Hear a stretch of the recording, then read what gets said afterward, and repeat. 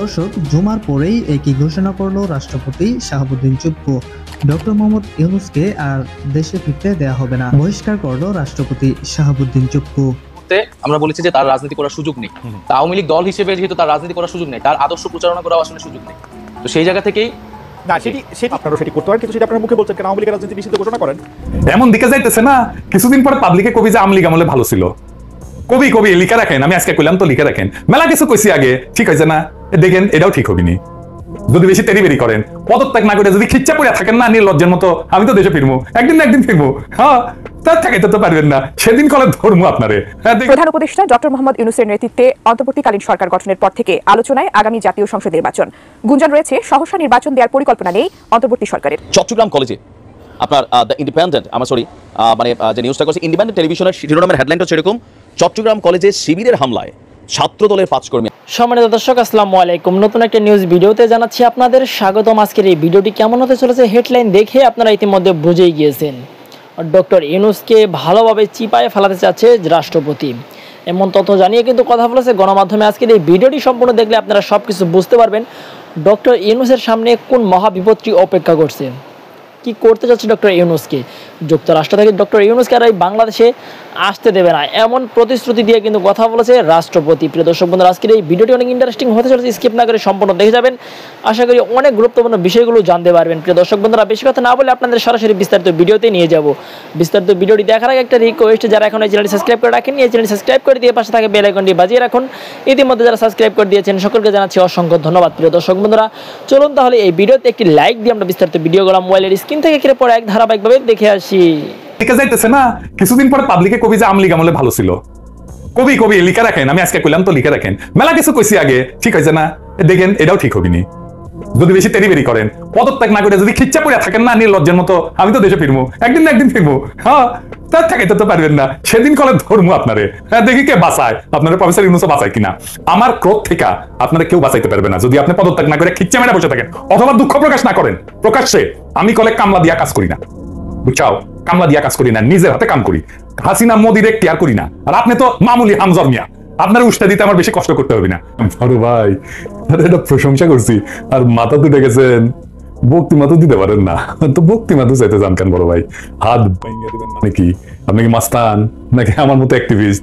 আপনি একটা রাষ্ট্রীয় দায়িত্বে আছেন, আপনি কি হাত ভেঙে দেওয়ার কথা বলতে পারেন? শোনেন বড় ভাই, আপনারা একবার বড় ভাই দেখছি, তাই আপনারা আমি কটু কথা বলবো না, কিন্তু ব্যাপারটা বুঝাই কই। কারণ রাষ্ট্র, রাজনীতি, পলিটি, জনগণ, জনগণের সাথে রাষ্ট্রের সম্পর্ক, আইন, এই সমস্ত বিষয়গুলো বোধহয় আপনার বোঝা নাই, সরগর হয় নাই। আপনি রাষ্ট্রের নির্বাহী একজন, আপনার সাথে রাষ্ট্রের শক্তি আছে, আপনি শুধু একা না, আপনার সাথে রাষ্ট্রের শক্তি আছে। রাষ্ট্রের সেই শক্তিটা আপনার ব্যক্তিগত শক্তি না, সেটা জনগণের সার্বভৌম শক্তি। যে জনগণ সেই সার্বভৌম শক্তি আপনারে দিচ্ছে রাষ্ট্রের মাধ্যমে, সেই জনগণকে হাত ভেঙে দেওয়ার দায়িত্ব বা অনুমোদন দিচ্ছে, দেয় নাই। আমি একজন ইন্ডিভিজুয়াল, আমি রাষ্ট্রের কোনো ক্ষমতা নেই নাই, তারপরে তো আমি গুন্ডার মতো আচরণ করতে পারি না, কারণ আমি আমার সার্বভৌম ক্ষমতা রাষ্ট্রের কাছে অর্পণ করছি। আমার কেউ মারলে নিজে প্রতিশোধ নিই না, আমি রাষ্ট্রকে বলি তুমি এর বিচার করবা। আপনি কি গুন্ডা, মাস্তান না মাফিয়া যে হাত ভেঙে দেওয়ার কথা বলেন? নাকি ভাবছেন এভাবে কথা বললে পাবলিক শুনবে, ভয় পাবে, ডরাইবে? জি না, ডরাইবে না, খবরদার এভাবে কথা বলবেন না। এবার আসেন আর আলাপ করি সিলেবাস সংশোধন নিয়ে। নতুন কমিটি হয়েছে, তো খালি দেখি সব আমাদের আর কি কি কয়, ওই প্রধান উপদেষ্টা আজিম নজরুলের পছন্দের লোকজন আর কি। হ্যাঁ, তো আমি অবশ্য কারণে নিয়ে কিছু কইতেছি না, কিন্তু এখানে ধর্মীয় জ্ঞান নিয়ে কোনো একাডেমিক লোক নাই। তো আমি একটা রিকোয়েস্ট করি, মানে এখানে আসিফ মাহতাব উৎসরে কোয়াত করেন, তরুণ একাডেমিশিয়ান, ইসলামপন্থীদের মধ্যে ব্যাপক গ্রহণযোগ্যতা আছে, শিক্ষক একজন, আর এই আন্দোলনে মাঠে থাকছে সে, শুধু মাঠে থাকে না, ছাত্রদের সাথে গ্রেপ্তার পর্যন্ত হয়েছে, নির্যাতিত হয়েছে। ওরে কোয়াত করেন, ওরে কোয়াত করলে আপনারাও ভালো কাজ করতে পারবেন, ও ইনপুট দিতে পারবে, ভালো ইনপুট দিতে পারবে। কমিটিটা ইনক্লুসিভ হবে, সবার মতামত থাকবে, ওর সাথে কথা বলে দেখবেন ও খুবই রিজনেবল ছেলে। এবং এখন যদি মনে করেন যে আমার রিকমেন্ডেশন শুনবেন না, মানে আমার নিয়ে তো অনেকের কুরকুরে নিয়ে আছে, আমি যা করবো সেটার উল্টা কাজটা করবে আর কি, তো তাইলে একজন আপনাদের পছন্দ মতো আলেম কেনেন বা দুইজন আলেম কেনেন, আবার ফরিদুদ্দিন মাসুদের নিয়েন না। হ্যাঁ, কিন্তু যদি আমার এই রিকোয়েস্ট আমাকে অগ্রাহ্য করেন, তাহলে কলে আপনাদের ধরবো, একজন কইরা লিস্ট ধরে ধরবো। হ্যাঁ, অনেকে বলেন যে আপনি বাংলাদেশে বুঝছেন দিলে কেউ গুরুত্ব দেয় না, জসমিন দেশে যদা স্যার, আপনি ভদ্রভাবে কথা বলবেন, আপনারা পাত্তাই দেবেন না। আমি যে প্রফেসর ইউনুসকে এত রেসপেক্ট করে কথা কই, পাত্তা দিছে দেয় নাই। হ্যাঁ, যেদিন উনারা ধরবো সেদিন উনি ঠিকই শুনবেন, যে লাইন ধরে শুনবেন, একদম সোজা হয়ে যাবেন। যাই হোক, আর কই না। তো এবার আসেন ইন্ডিয়ায় ইলিশ পাঠানো নিয়ে আলাপ করি। উনার এক উপদেষ্টারে নিয়ে আইজার প্রফেসর ইউনুস আর নাই ধরি না, ঠিক আছে, উনার উপদেষ্টারে নিয়ে ধরি। তবে ইন্ডিয়া ইলিশ মাছ পাঠানোর সিদ্ধান্ত প্রফেসর ইউনুসেরই, উনার নির্দেশে ইলিশ মাছ পাঠানো হয়েছে। কারণ তার উপদেষ্টা কইছে যে একদম উচ্চ পর্যায় থেকে এই সিদ্ধান্ত আসছে, এবং কইছে যে এটা নাকি মেলা চিন্তা ভাবনা কইরা নাকি নিছে আর কি। হ্যাঁ, প্রফেসর ইউনুসের ধারণা হয়েছে যে উনার ইলিশ পেয়ে মোদি খুশি হবে আর আমেরিকার প্রফেসর ইউনুসের দেখা দিবে। আমরা তো দেখছি যে মৎস্য এবং প্রাণী সম্পদ উপদেষ্টা ফরিদা আপা সাংবাদিকের প্রশ্নের জবাবে বলছিলেন যে ভারতে কোনো ইলিশ পাঠাতে পারবে না, ক্ষমা চাইতেছি, এটা দামি মাছ। আমরা দেখছি যে আমাদের দেশের মানুষ ইলিশ খাইতে পারে না, কারণ সব ভারতে পাঠানো হয়, এবং জনগণ কিন্তু ইলিশ মাছ পাঠানো হোক এটা চায় না। এত সবকিছুর পরেও এই মৎস্য উপদেষ্টার কথা ভুল প্রমাণ কইরা 3000 টন ইলিশ রপ্তানির অনুমতি দিচ্ছে বাণিজ্য মন্ত্রণালয়। আগে 2 বছরে অর্ধেক ইলিশও যায়নি কিন্তু ভারতে। মানে এই পর্যন্ত 5500 টনের মতো গেছে হাসিনার আমলে 4 বছরে। তারপর সরকার 1 বছরে 3000 টন ইলিশ রপ্তানির অনুমতি দিচ্ছে। তো ওই মৎস্য মন্ত্রণালয়ের সাথে আলাপ করেছে বাণিজ্য মন্ত্রী, করে নাই। আলাপ করা জরুরি কিনা সেটা কিন্তু বলি নাই। এইখানে মৎস্য উপদেষ্টা একটা কথা পাবলিকই বলছে, সেখানে তার সাথে আলাপ করে নেবে না। নিজের সহকর্মীর প্রতি কি নিদারুণ উপেক্ষা। ফরিদাপার তো উচিত পদত্যাগ করা। আমি মৎস্য উপদেষ্টা হলে আমি পদত্যাগ করতাম। আমি ফরিদাপারে পরামর্শ দিতেছি পদত্যাগ করেন না, আপনি সম্মানিত হবেন, দেশের মানুষ আপনাদের সম্মান দেবে। আর খুব ইন্টারেস্টিং বিষয় হলো সাধারণত শনিবার সরকারি ছুটির দিন, তাই সচিবালয় বন্ধ থাকে। তবে গত শনিবার যেদিন এই অর্ডারটা বাড়াইছে কতখানি কুরকুরানি দেখেন বাণিজ্য উপদেষ্টা, সেদিন অফিস ছুটির দিন অফিস খোলা রেখা বিশেষ ব্যবস্থায় ইলিশ রপ্তানির অর্ডার দেওয়া হয়েছে। এই জন্য বাণিজ্য মন্ত্রণালয় কয়েকজনকে অফিস করতে হয়েছে। বাণিজ্য উপদেষ্টা বলছে যে এটা নাকি মানুষ পাবলিকে নাকি প্রশংসা করছে। কই থেকে জানলো? এই বেটা তুই কই থেকে জানলি রে? হ্যাঁ, পাবলিক প্রশংসা করিছে কইছে। হ্যাঁ, প্রশংসা পাবলিক করিছে কেমনে বুঝলেন? কেঙ্কা করে বুঝিছেন? আমি এটা ভোট করেছিলাম, 1 লাখের উপরে মানুষে ভোট দিছে। 78% মানুষ করছে যেটা আপনি একটা নিন্দিত কাজ করেছেন। পাবলিকের কথা কইলেই হলো, বললেই হলো, যা করবেন সেটা মেনে নিব আমরা। 5 জন পাইছেন আমাকে রে, ধুনপুন বুঝান আমাকে রে মিয়া। আরো কইছে যে দেশে এত পরিমাণে ইলিশ হয় যে 3000 টন ভারতে পাঠালে বাজারে কোনো প্রভাব পড়বে না। তারা কইতেছে আমাদের কম দামে পেঁয়াজ দেয়, তাহলে এই পেঁয়াজ খাওয়া বন্ধ করে দেন। আরো বলছে চাঁদপুরে যে ইলিশ ধরা পড়ে এই 3000 টন নাকি একদিনের ধরা পড়া ইলিশের সমান। ভারত নাকি আবার বন্ধু দেশ। এই উপদেশটা কি প্রফেসর ইউনুসের উপদেশটা নাকি আওয়ামী লীগের উপদেশটা? কাউয়া কাদের তো ইনকা করে কথা। এই যে রিটা শেখ কাউয়ার সাউন্ড দেন, যে অনেকদিন শুনে না, হ্যাঁ জোরে দেন, আরো জোরে দেন।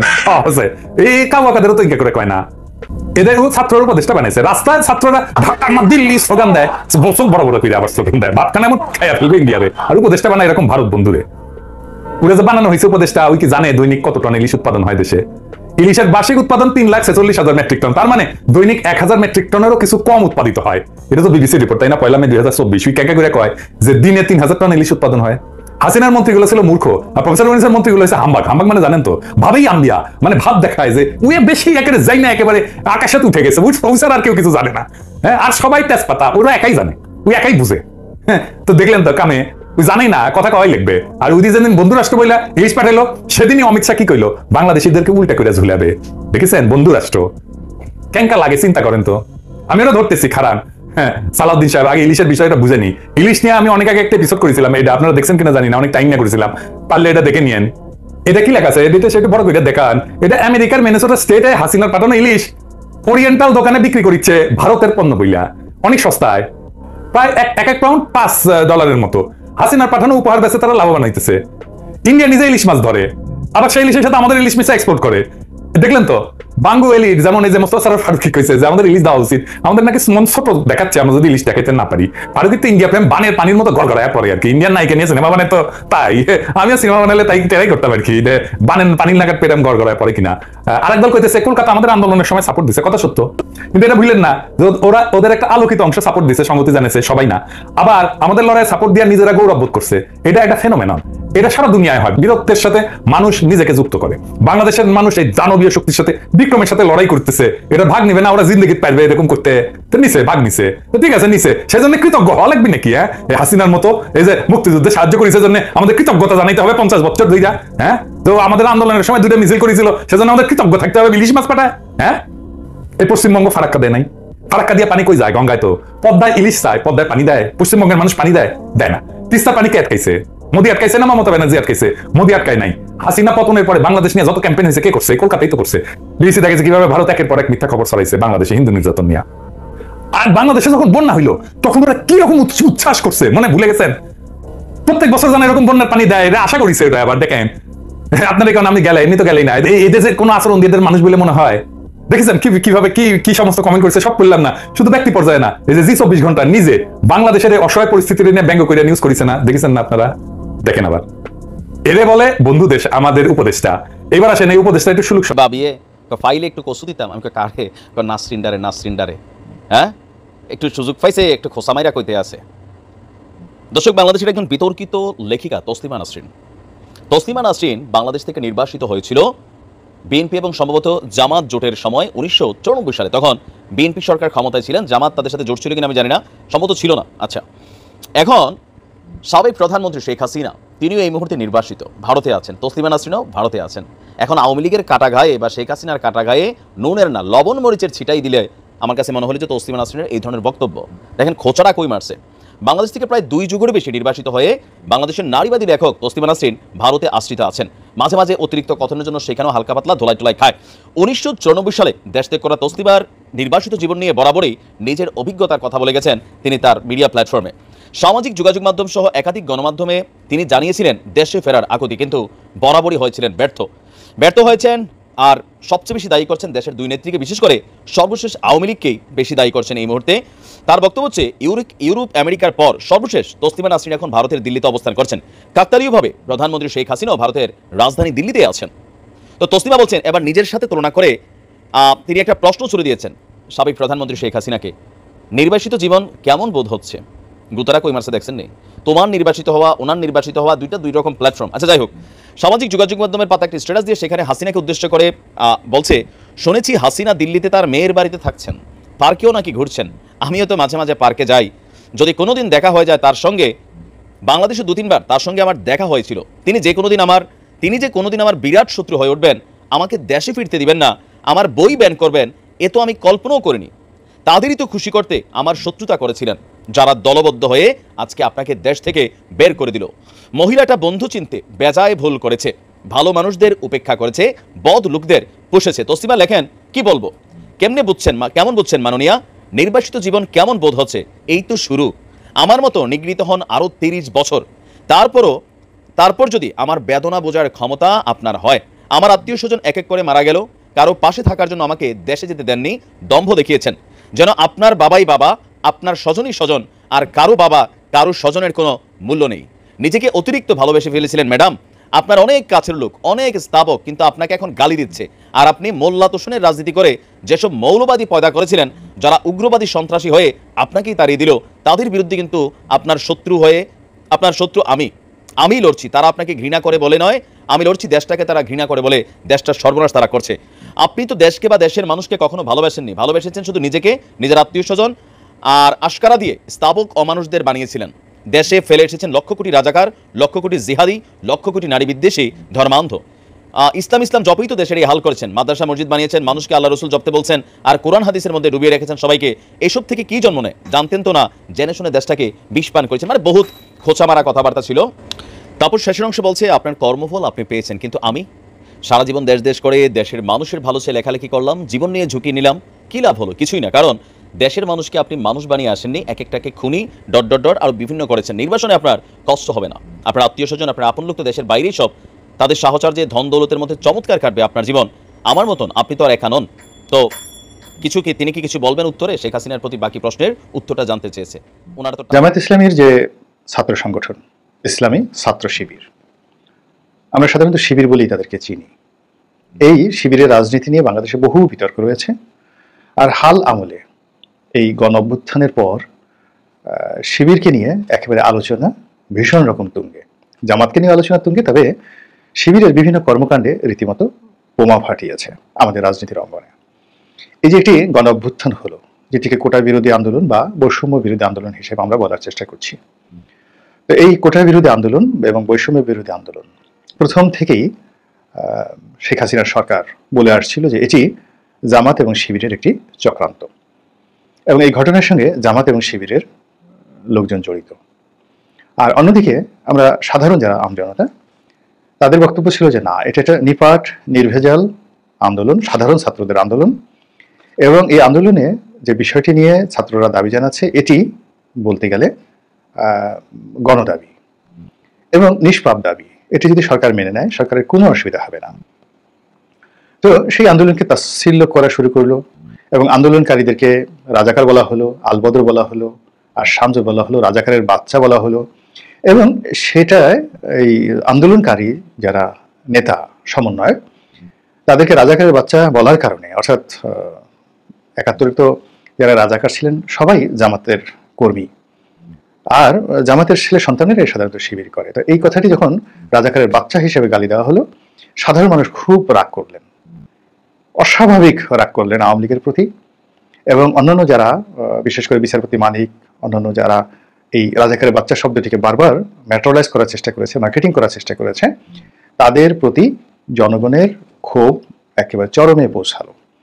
জনগণ বলার চেষ্টা করলো যে এই ছেলেগুলো এত ভালো, এরা কোনোদিন শিবির করেনি, এরা কোনোদিন জামাত করেনি, এরা এই যুগের সন্তান, এরা অনেকে মুক্তিযোদ্ধার সন্তান, এরা সাধারণ জনগণ, ঢাকা বিশ্ববিদ্যালয়ে পড়াশোনা করে খেটে খাওয়া মানুষের সন্তান সন্ততি, এবং এরা যে দাবি করছে সেই দাবি ন্যায্য দাবি, আর সেই দাবি আপনি পূরণ তো করছেনই না, উল্টো তাদেরকে রাজাকারের বাচ্চা বলছেন।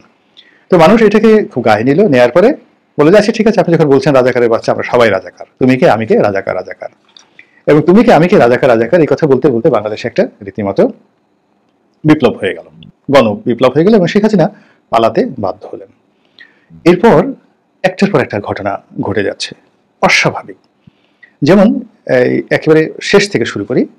শেষটা হলো জাতিসংঘের সাধারণ পরিষদে ভাষণ দেওয়ার জন্য ডক্টর মোহাম্মদ ইউনূস আমেরিকাতে গিয়েছেন।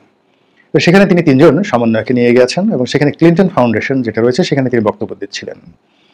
এবং ইংরেজিতে তার যে বক্তব্য, সেই বক্তব্যের মূল কথা হলো যে গণ অভ্যুত্থানটি বাংলাদেশে হয়েছে এটি সুচিন্তিত, হঠাৎ করে হয়নি, দীর্ঘদিনের চিন্তার ফসল, বোঝার চেষ্টা করুন, সুচিন্তিত। দ্বিতীয়ত, এটার পিছনে অনেকেই কাজ করেছে, ওয়েল প্ল্যান্ড, সুচিন্তিত, ওয়েল প্ল্যান্ড, এবং যে যার জায়গা থেকে এটার পিছনে রসদ যোগানো হয়েছে। যদি এটাকে ভাব সম্প্রসারণ করেন, অর্থাৎ একটা আন্দোলনকে ম্যাটেরিয়ালাইজ করার জন্য যে সকল লজিস্টিক সাপোর্ট লাগে তা দেওয়া হয়েছে, তারপর লজিস্টিক সাপোর্টটাকে বাস্তবায়ন করার জন্য যে শ্রম দরকার, যে সাংগঠনিক ভিত্তি দরকার, সেটা হয়েছে, আর তার আগে একটা পরিকল্পনা হয়েছে। এবং এই কথা যদি আপনি বলেন তাহলে এই যে একটা আন্দোলন, সরকার পতন হলো, যেটিকে আমরা সাধারণ জনগণ কোটা বিরোধী আন্দোলন হিসেবে মনে করেছি, কেবলই কোটা বিরোধী আন্দোলন হিসেবে মনে করেছি, আর শেখ হাসিনার 14 গোষ্ঠী উদ্ধার করেছি যে তিনি কেন এদেরকে রাজাকারের বাচ্চা বললেন। কিন্তু এখন দেখা গেল যে না, এটার পেছনে বহু জনের বহু সাহায্য সহযোগিতা ছিল। কিন্তু সমস্যা বাদলেও যে গণ অভ্যুত্থান হয়ে যাওয়ার পরে সমন্বয়ক যারা ছিলেন এই কোটা বিরোধী আন্দোলনের, তারাই সর্বময় কর্তা হয়ে গেলেন, এবং সব কাজের কাজে তাদেরকে বাদ দিয়ে কোনো কাজ করা যাবে না, তাদেরকে বাদ দিয়ে কোনো কিছু করা যাবে না। এবং এখনো তারা ঠিক আগের মতো পারছেন না, কিন্তু এখনো তারা অনেক কিছু নিয়ন্ত্রণ করার চেষ্টা করছেন। এর ফলে এখানে গণ অধিকার পরিষদ থেকে শুরু করে রাজপথে জুনাইদ সাকি, অন্যান্য যে সকল রাজনৈতিক দল, এবং কেবি পার্টি, তারা সবাই এটার বিরোধিতা করছেন, যেন it's not a fair way. আমরা সবাই যার যার মতো করে চেষ্টা করেছি। এমনকি ববি হাজ্জাজ, তার দল আন্দালিব রহমান পার্থ, তিনি গ্রেপ্তার বরণ করেছিলেন। তারপরে গণ অধিকার পরিষদ দুটো অংশ, একটা হলো ভিপি নুরের একটা অংশ, আর একটা হলো রেজা কিবরিয়ার। তো রেজা কিবরিয়ার অংশের আরেকজন নেতা জনাব তারেক, তিনি তো একেবারে লাঠি সোটা নিয়ে রাস্তায় নেমেছেন, এবং সেই অবস্থাতে তার সেই লাঠি হাতে তার যে স্লোগান, এটা রীতিমতো ভাইরাল হয়েছে, এবং তিনি গ্রেপ্তার বরণ করেছেন। তো যখন সমন্বয়করা বলার চেষ্টা করলেন যে তারাই সবকিছু করেছেন, তখন অনেকে সেটা বিরোধিতা করলো, প্রথমে আস্তে আস্তে, এখন জোরে জোরে।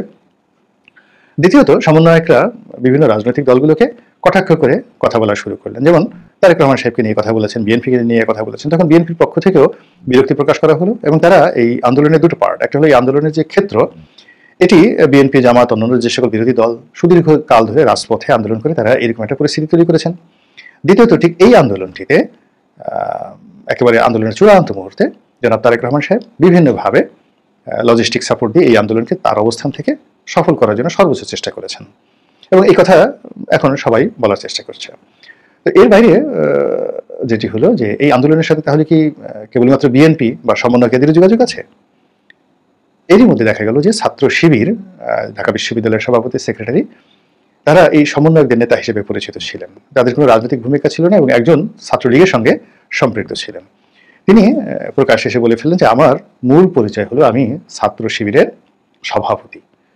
আমি গোপন রেখে নিজের পরিচয় ছাত্রলীগের মধ্যে মিশে মূলত এই আন্দোলন থেকে শুরু করে পুরো সময়টি ঢাকা বিশ্ববিদ্যালয়ের এই যে সরকার বিরোধী যে শক্তিটি, সেটির অন্যতম সমন্বয়ক হিসেবে আমি দায়িত্ব পালন করেছি।